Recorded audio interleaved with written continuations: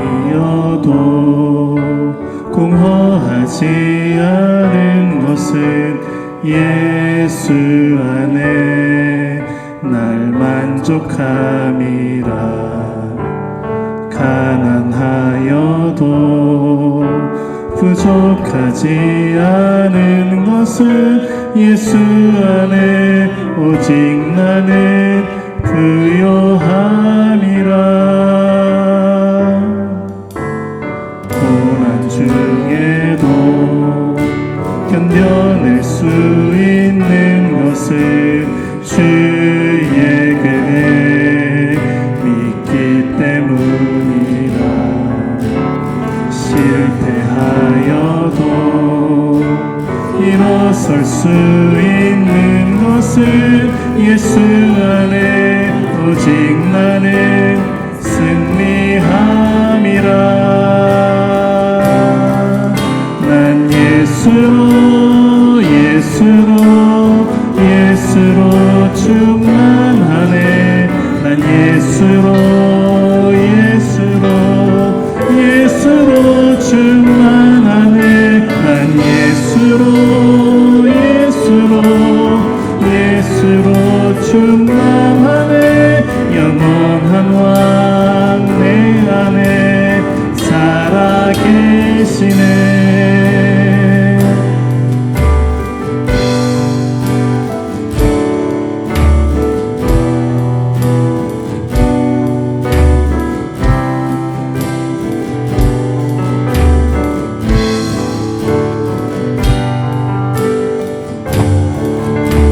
내 몸이 약해도 낙심하지 않은 것은 예수 안에 난 완전함이라.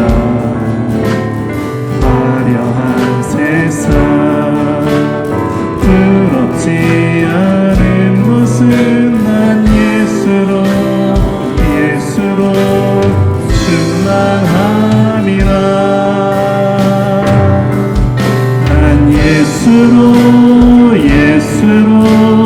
예수로 충만하네.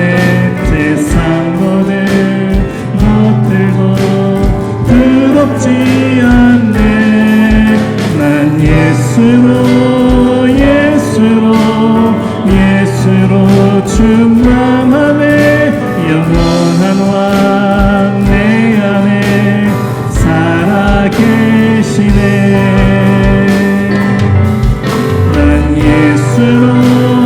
예수로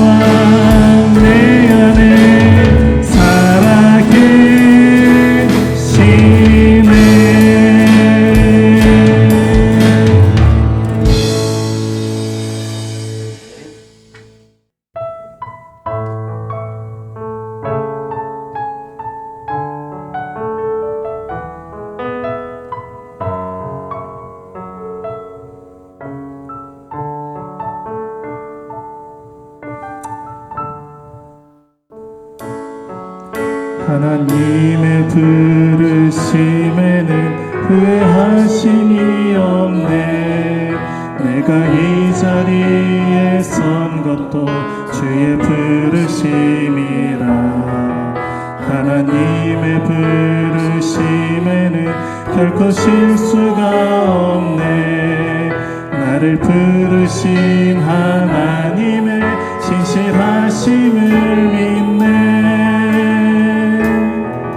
작은 나를 부르신 뜻을 나는 알 수 없지만 오직 감사와 순종으로 주의 길을 가리라.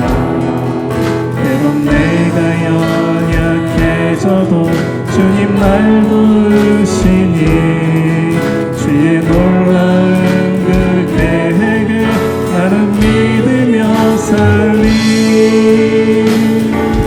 날 부르신 뜻 내 생각보다 크고 날 향한 계획 나의 지혜로 측량 못하나 가장 좋은 길로 가장 완전한 길로 오늘도 날 이끄신 믿네.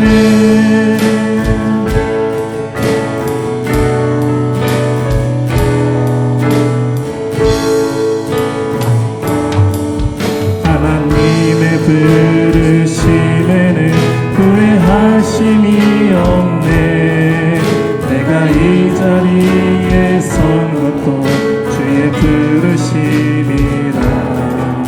하나님의 부르심에는 결코 실수가 없네. 나를 부르신 하나님의 신실하심을 믿네. 작은 나를 부르신 뜻을 나는 알 수 없지만 오직 감사와 순종으로 주의 길을 가리라. 때론 내가 연약해져도 주님 날 도우시니 주의 놀라운 그 계획을 나는 믿으며 살리. 날 부르신 뜻 내 생각보다 크고 날 향한 계획 나의 지혜로 측량 못하나 가장 좋은 길로 가장 완전한 길로 오늘도 날 이끄신 믿네.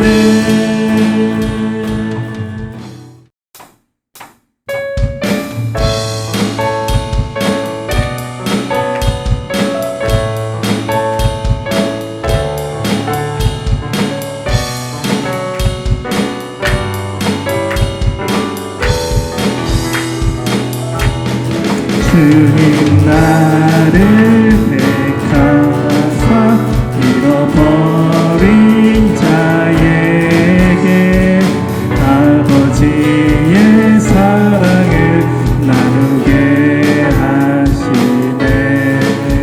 어두움을 밝히며 차가운 마음 먹이는 진리의 빛 전하게 하소서.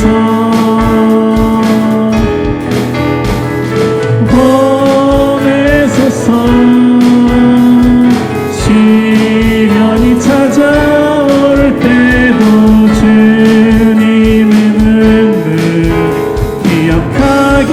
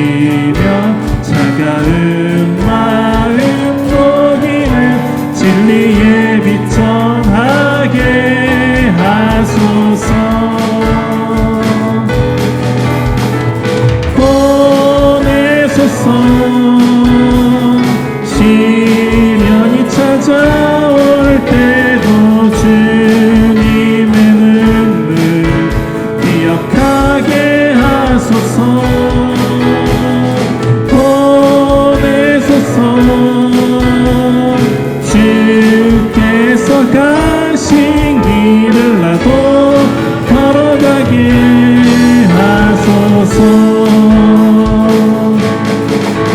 성령으로 임하사 소망 없는 자에게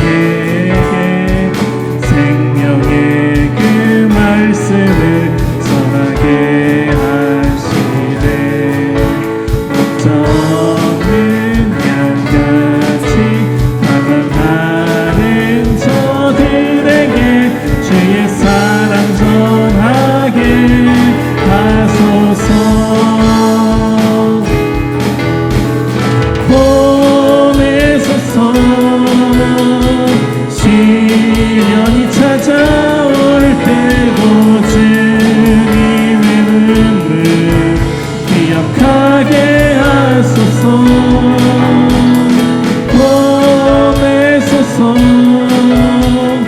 주께서 가신 길을 나도 걸어가게 하소서.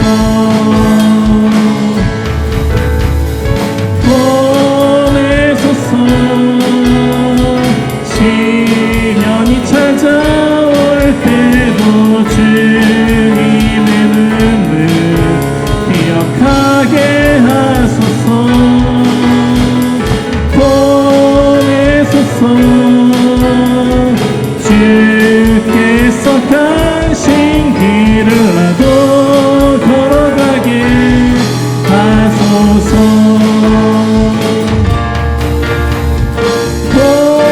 보내소서. 시련이 찾아올 때도 주님의 눈을 기억하게 하소서. 보내소서. 주께서 가신 길을 나도 걸어가게 하소서. 보내소서.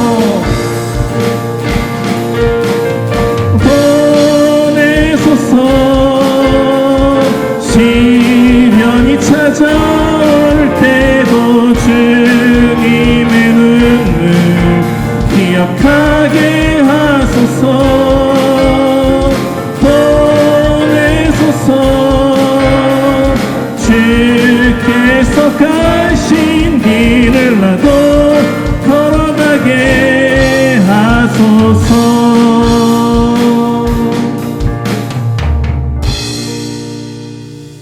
오늘 말씀 보도록 하겠습니다. 오늘 말씀은 창세기 45장 13절에 있는 말씀이죠. 우리 다 같이 한번 소리 내어서 읽도록 하겠습니다. 당신들은 내가 애굽에서 누리는 영화와 당신들이 본 모든 것을 다 내 아버지께 아뢰고 속히 모시고 내려오소서 하며. 아멘. 오늘 말씀을 보도록 하겠습니다. 말씀의 제목, 그 약속과 그 믿음. 한번 따라서 할까요? 그 약속과 그 믿음. 아멘. 요즘 자주 듣게 되는 말들이 많은데 그 중에서도 기후 위기라고 하는 말을 좀 자주 듣잖아요. 그래서 이 그림이 보다시피 이 글로벌 볼링, 다시 말하면 지구가 불덩이처럼 막 끓고 있다는 그런 이야기를 들어요. 그래서 그런지 몰라도 요즘 날씨 보면 너무너무 이상하잖아요. 비가 와야 되는데 비는 안 오고 눈이 내린다든지, 아니면 눈이 와야 되는 때에 눈은 안 오고 있잖아요. 비가 내린다든지, 어떤 때는 몇 년 동안 몇백 년에 한 번씩 있는 그 가뭄, 비가 안 와서 강이 마른다든지, 또 어떤 곳은 너무 많이 와가지고 홍수가 나가지고 뭐가 어떻다든지. 그래서 마치 날씨가 미친 것 같아요, 요즘 보면. 그래서 이런 소식들을 자꾸 듣다 보면 어떤 생각이 드냐면, 이 지구가 요즘 많이 아프구나. 그래서 이대로 가다간 지구가 죽을 수도 있겠구나. 죽기 전에 뭔가를 해야 되겠구나 라고 하는 그런 경고를 미리 위험하다고 하는 이 사인, 경고를 보내주고 있는 그런 생각들이 들어요. 사실 우리가 몇 주 동안 보게 되는 이 창세기 성경에 있는 말씀에도 요셉이 자기 형들에게 미리 위험하다 뭐 이렇게 가다가 큰일 난다 라고 하는 것을 경고 미리 알려주고 있거든요. 창세기 45장 6절에 있는 말씀에 보면 이제 겨우 2년밖에 지나지 않았다는 거예요. 그리고 앞으로 더 힘든 일이 5년이나 더 있을 거라고 이야기를 하는 거예요. 비가 오지 않아서 농사를 지을 수 없고 마실 물도 떨어지고 흉년이잖아요. 곡식을 심어도 잘 자라지도 않고 말이죠. 그러다 보니까 어떻게 돼요? 이거 심각한 기후 위기가 이 당시에 닥친 거예요. 기후 위기는 식량 문제까지 가니까 많은 사람들이 먹지를 못하잖아요. 특히 어려운 사람들, 힘든 사람들, 뭐 돈 있고 빽이 있고 하는 사람들이야 뭐 어떻게 해서든지 살겠지요. 근데 하루 벌어서 하루 먹는 사람들, 이런 사람들 먹고 살기 힘들단 말이에요. 요즘 우리 성도들 어때요? 먹고 살기 쉬워요? 어려워요? 괜찮아요? 지금은 괜찮다고 하겠지요. 한 5년, 7년 된다고 생각해봐요. 아유, 미치고 환장하지요. 배고파서 죽을 수도 있습니다. 이대로 가면 정말 위험하다. 정말 아무것도 안 하고 가만히 있으면, 손 놓고 있으면 다 죽는다. 지금 그런 경고를 하고 있는 거잖아요. 제가 주목한 단어가 이거예요. 아직 5년. 아직 5년이 더 남았다는 거예요. 이게 무슨 말이에요? 지금보다 더 힘든 시간이 아직 더 남았다는 거예요. 아이고 목사님, 지금까지도 힘들었는데 앞으로 더 힘들면 어떻게 살아요? 그러니까 말이죠. 저도 걱정이 되는 거예요, 사실. 더 힘들다 이렇게 하니까. 최근 제가 신문을 읽는데 최근 한 당신의 교회가 5년 안에 문을 닫는 이유라고 하는 그런 기사가 있더라고요. 그러니까 뭐 교회가 하도 문을 닫다 보니까 그런 기사들이 나오는 것 같아요. 뭐 문을 닫는 곳이 뭐 교회뿐이겠습니까? 요즘 뉴스 들어보면 자영업자들, 장사하시는 분들 죽겠다 그러잖아요. 못 살겠다고 해가지고 하루에 뭐 한 달에 뭐 몇천 개가 뭐 문을 닫는다든지 그런 일들이 참 많이 일어나잖아요. 그전 같으면 우리 주변에도 뭐가 나가고 나면 또 금방 들어왔어요. 근데 요즘은 나가고 나면 잘 안 들어와요. 가게가 비어져 있어요. 몇 달째 비어져 있어요. 그런데 왜 이렇게 임대료는 이렇게 비싼지 모르겠어요. 임대료라도 좀 낮춰주고 이렇게 하면 그나마 좀 장사할 맛이 나겠는데 임대료도 비싸고 말이죠. 뭐 기업 작은 뭐 회사들 있잖아요. 작은 회사들도 지금 죽겠다 그러잖아요. 은행에 돈을 빌렸는데 이자가 너무 높아져가지고 이 은행에서 자꾸 갚아라 그러는데 갚을 돈이 있어야 갚지요. 수출도 안 되고 잘 팔리지도 않고 사람들이 물건을 사야 자꾸 돌아갈 텐데 말이죠. 일거리도 많아지고 지금 그게 안 되고 있잖아요. 뭐가 오르고 뭐가 하고 또 사람들은 또 매년마다 월급 올려달라고 막 이렇게 하고 사장님들 머리가 되게 아픈가 봐요. 이거 어떻게 살아야 되나. 그래서 마음속으로 이거 언제 끝내야 되나 뭐 이런 생각들을 자주 하는가 봐요. 코로나 끝나고 나면 괜찮겠지 했는데 이거 웬걸요? 코로나 끝나고 난 다음에도 더 힘드니 참 끝이 안 보인다고 이야기를 해요.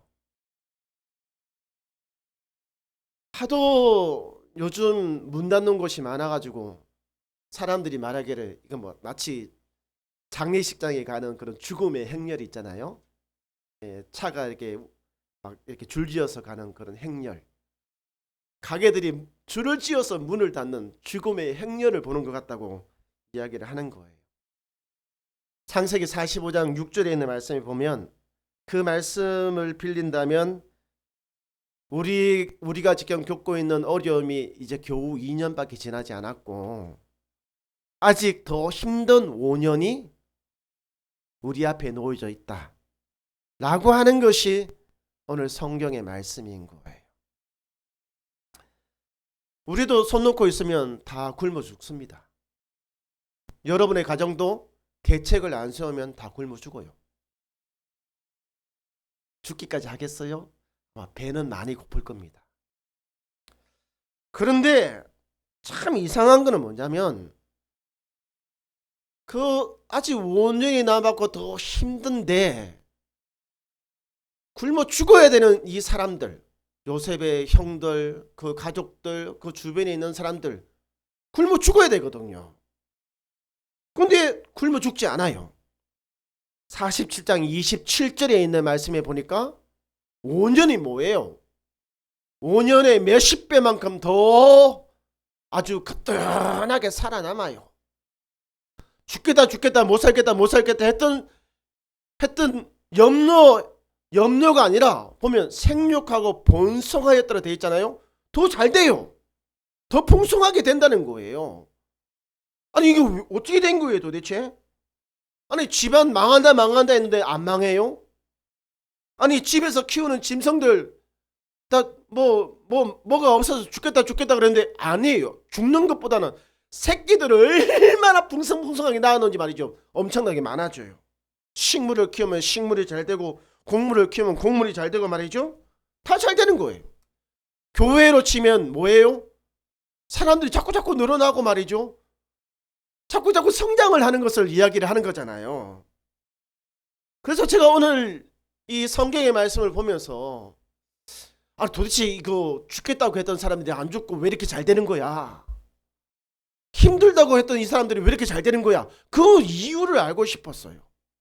그 이유를. 성경이 제시하고 있는 이유.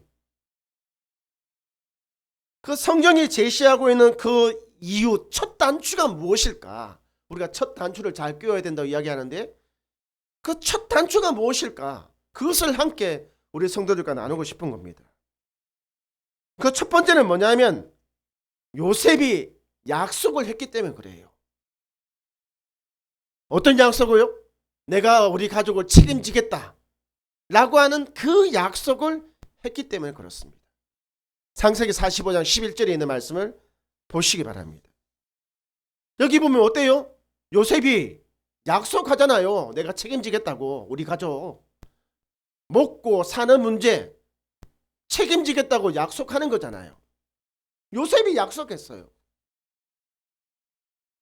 다른 누가 약속하는 것이 아니라 요셉이 약속한 거예요. 그래서 성경에서 요셉은 정말 예수님의 모습을 너무 많이 갖고 계시거든요. 다시 말하면 우리에게는요, 예수님이 약속을 하셨다는 거예요. 먹고 사는 문제 책임지겠다는 거예요. 예수님이. 그러면서 하시는 말씀이 뭐냐면 하는 말이 자기에게로 내려오라는 거예요. 자기에게로 내가 책임질 테니까 나에게 오라고 이야기를 해요. 45장 13절에 있는 말씀에 보면 어떻게 해요? 내게로 오라는 거예요. 다 데리고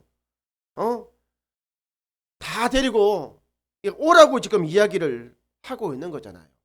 수고하고 무거운 짐진 다 내게로 오라고 말씀하신 예수님처럼 말이죠. 약속하고 오라고 이야기를 하는 거예요. 이렇게. 누가 약속했어요? 요셉이. 누가 약속했어요? 예수님이 그 약속을 하셨다는 거예요. 우리 성도님 이 약속 믿으십니까? 예수님께로 가면 되겠구나. 문제가 해결되겠구나. 그런 약속이 믿어지십니까? 그런데 그 형들은 있잖아요. 요셉의 형들, 그 말을 들었던 요셉의 형들은 그 말을 믿었던 거예요. 믿었던 거. 우리가 예수님의 그 말씀은 성경의 말씀 믿는 것처럼 그 말을 믿는 거예요. 무엇을 통해서? 이 성경을 자세히 보면 있잖아요. 요셉이 어떤 보정을 씁니다. 보정. 성도님 보정이 뭔지 아시죠?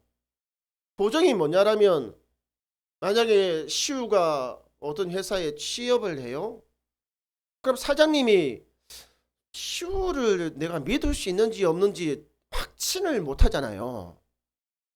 저 아이가 어떻게 컸는지 뭐 이런 어떤 성격 갖고 있는 어떤 문제를 일으키는 거 아니야? 괜히 우리 회사에 들어와가지고 손해를 끼치는 거 아니야? 내가 저 아이를 도대체 믿을 수가 없는데 그렇게 사장님이 생각할 수 있단 말이에요. 그런데 그 옆에 있는 사람, 뭔가 좀 확실한 신분이 있고 그래도 제대로 좀 산 사람, 좀 사회적인 좀 지위가 있는 사람이 내가 저 아이를 책임지고 보증하겠습니다. 저 아이 문제 없어요. 사장님, 저 아이 사용하세요. 채용하세요. 라고 말하는 것. 이걸 신원 보증이라고 하거든요. 다시 말하면 요셉은요, 자기 이름을 걸고 보증을 하는 거예요. 보증. 나를 믿고 한번 오라는 거예요. 나를 믿고. 내가 한 말을 믿고 오라는 거예요. 오라는 거. 예수님이 신원 보증을 쓰시고 우리에게 오라고 말씀을 하신 거거든요. 이거는 믿고 오라는 거예요. 다시 말하면 요셉은 형들에게 삶의 터전을 떠나서 가족이 내려오는 것이 쉽지는 않겠지만 그래도 자기 말을 믿고 자기를 믿고 한번 오라는 거예요. 오라는 거. 그러면 어떻게 된다는 거예요? 이 5년, 정말 이 힘든 5년이 지나갈 수 있다는 거예요. 배고프지 않고 힘들이지 않고 지나갈 수 있다고 지금 이야기를 하는 거거든요. 성경이 우리에게 말씀하시는 그 첫 번째 단추, 그 힘든 시간을 이겨낼 수 있는 첫 번째 단추가 여기에 있는 것입니다. 우리 성도님, 그것이 무엇입니까? 그 약속과 그 믿음인 거예요. 하나님의 약속과 하나님의 그 약속을 믿는 믿음, 이것이 우리에게 보여주고 있는 거예요. 우리는 이렇게 살고 있는지는 스스로 한번 물어봐야 돼요. 이 어려운 시기를 이겨내기 위해서 그 약속과 그 약속을 믿는 믿음으로 이겨내고 있는지, 아니면 다른 무엇으로 이 어려운 시기를 내가 이겨내려고 발버둥치는지. 물론 인생을 살아가는 모습은 다양할 수 있습니다. 믿음의 사람들은 항상 이것으로 어려움을 이겨냈어요. 고난의 시기도, 눈물 없이는 지나갈 수 없는 힘든 그 역경도 약속과 믿음으로 이겨냈습니다. 이것이 정말 믿음의 사람들이 걸어가야 되는, 선택해야 되는 그런 거거든요. 우리에게도 아직 진행형입니다. 진행형. 힘든 시간들은. 최근에 우리 교회가 소속되어져 있는 총회라고 하죠. 총회에서 조사를 했습니다. 사실 우리가 합동측에서는 이런 통계 잘 안 내요. 왜냐하면 그전까지는 워낙 크고 워낙 잘 나가고 뭐 아무런 문제가 없어서. 근데 요즘은 이제 통계를 내기 시작해요. 왜? 어려워지니까. 지금 상황을 알아보려고. 전국에 있는 교회, 작은 교회라고 이야기하잖아요. 소형 교회. 작은 교회는 교인이 몇 명이면 작은 교회예요? 예? 한 몇 명 정도 되면 작은 교회라고 이야기하죠? 예? 좀 똑바로 좀 이야기해 보셔요. 20명? 20명이면 작은 교회.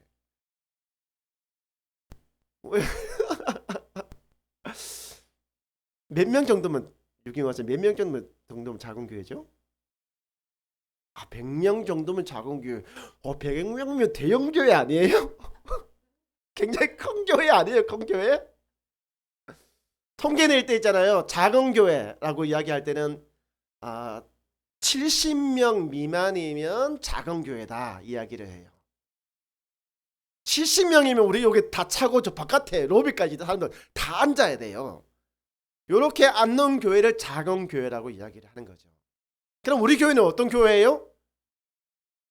아주 작은 교회가 우리 교회인 거예요.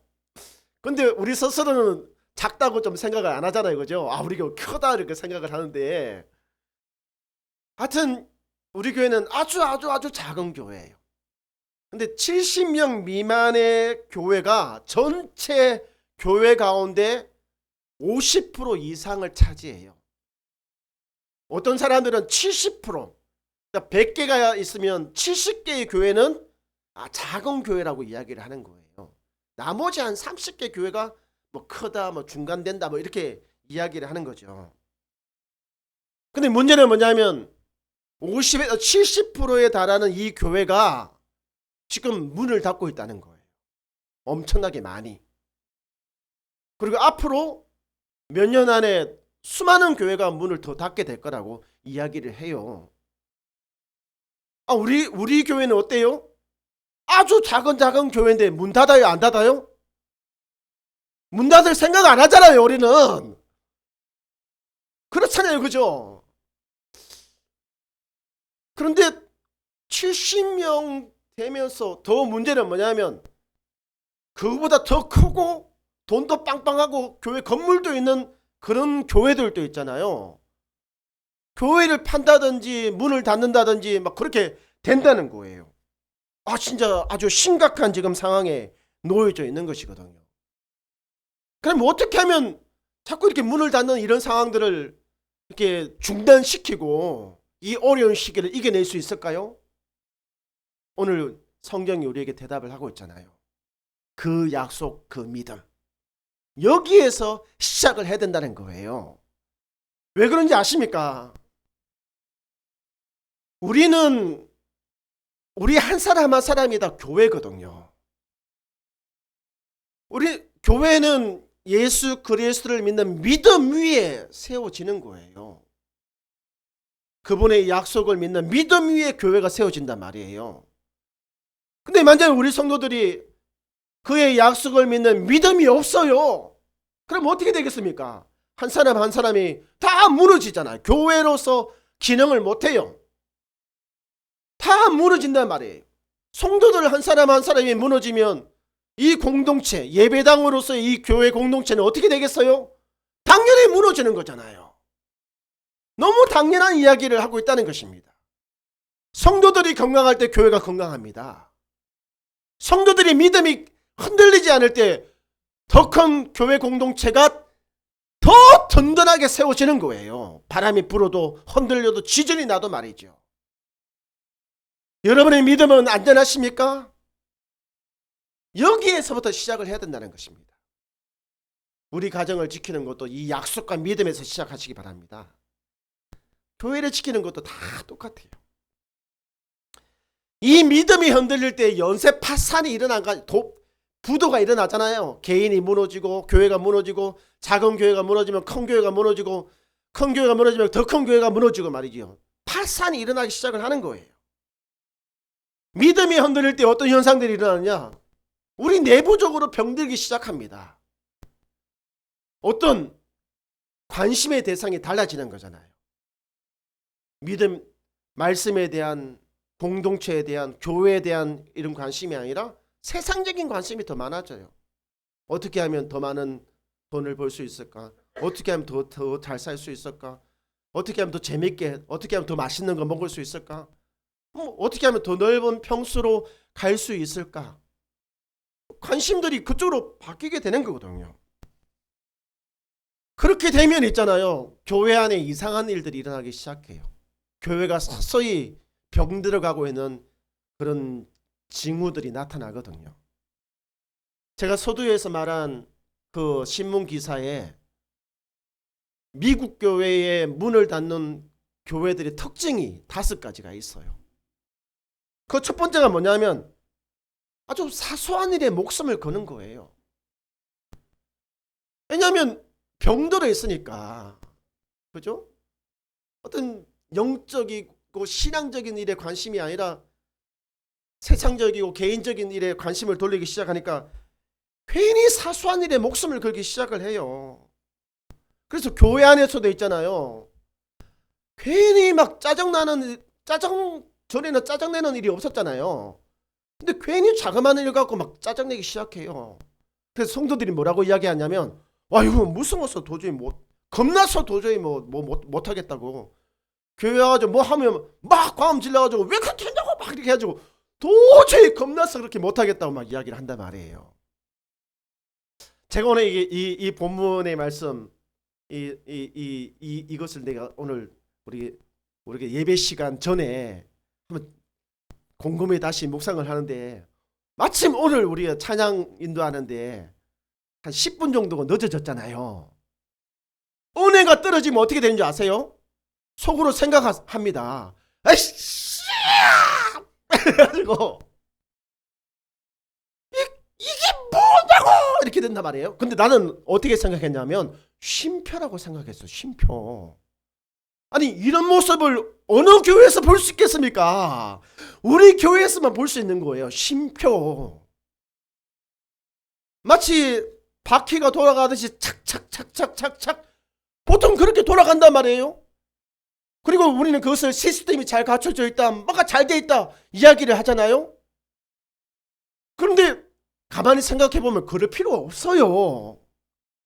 그렇게 바쁘게 그렇게 할 필요 없다는 거예요. 쉬면서 해도 된다는 것입니다. 쉬면서. 중요한 것은 뭐냐면 우리가 그 찬양을 누구에게 올려드리고 있느냐, 우리가 그 찬양을 부를 때 정말 하나님을 의식하고 드리고 있느냐, 이거거든요. 컴퓨터 꺼지면 못 돼요. 이거 없다고 예배 못 드립니까? 찬양 못 부릅니까? 가사 모른다고 못합니까? 아니죠. 가사 모르면 하면 되죠 뭐. 그죠? 근데 사소한 일에 목숨을 걸기 시작을 한 거예요. 영적으로 믿음이 떨어지기 시작할 때 말이죠. 그리고 막 상대방을 험담하기 시작하면 이거는 교회가 문을 닫을 징조구나. 그리고 누군가에게 계속 책임을 물어요. 교회가 뭐 잘못되면 다 누구에게 손가락질해요? 누구에게? 우리 성도님 이렇게 한번 해보세요. 그리고 이렇게 한번 해보세요. 앞으로 다 이렇게 아니 목사님이 잘못하셔서 그렇게 된 거라고, 목사님 때문이라고 해가지고 막 있다. 그래가 있잖아요. 요즘 최근에 들었던 게 뭐냐면 교회들마다 있잖아요. 교회 목사님들이 막 그냥 잘려가지고 나간대요. 요즘 교회들이 성도님들이 장로님들이 올해는 우리 목사님 안 되겠어요. 나가세요. 이렇게. 사실 목회자들이 힘이 없거든요. 나가라면 나가야 돼요.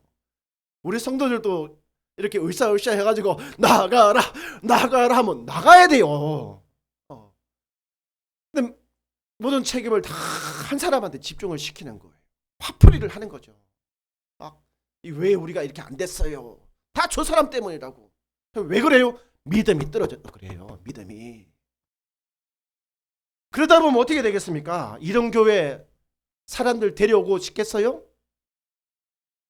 우리 교회 좋아요. 한번 예배 한번 드려보세요. 이렇게 하고 싶겠어요? 그런 마음은 싹 사라지잖아요. 음식점도 맛있어야 가는 거고, 교회도 가도 이렇게 좀 마음이 편해야 오는 거잖아요. 그죠?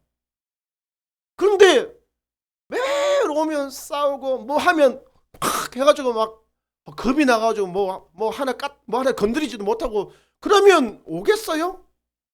집도 마찬가지야. 우리 집에 왔는데 우리 집에 있는 물건 건드리면 못 돼요. 우리 집에서 내가 양발 벗고 뭐 그냥 속은 그냥 팬티만 입고 누워 있으면 못 돼요. 우리 성도도 지금 아버지 집에 오셨잖아요. 우리 집에 온 거거든요. 우리 집에. 세상 어떤 교회보다 제일 편해야 되고 제일 마음 놓고 지낼 수 있는 곳이 이곳이어야 된단 말이에요. 그렇잖아요. 근데 가면 불편해요. 그러면 사람들을 안 데려온단 말이에요. 그게 왜 그렇습니까? 믿음이 그 약속 붙들지 않고 그 믿음 떨어졌기 때문에 그래요. 그래서 점점 병드는 거거든요. 예수님보다 세상 것, 예수님보다 다른 것들이 채워지니까 그래요. 저는 사람들이 어렵다고 하는 이때 저는 하나님 앞에 기도했습니다. 하나님, 우리에게는 이때가 다시 일어날 수 있는 기회가 되게 해주십시오. 창세기에 있는 말씀처럼 아직 5년의 시간이 더 남았지만 결국에는 창대케 되고 번성케 되고 그 말씀대로 하나님 이루어 주십시오. 라고 말이죠. 그래서 전 기도했습니다. 하나님, 그 무너지는 죽음의 행렬이 이 교회 앞에 딱 멈춰서게 해주십시오. 우리가 그 약속과 그 믿음으로 이 죽음의 행렬을 멈추겠습니다. 라고 말이죠. 저는 우리 교회가 그런 교회가 되기를 원합니다. 우리 성도 한 사람 한 사람이 아주 든든하게 서시길.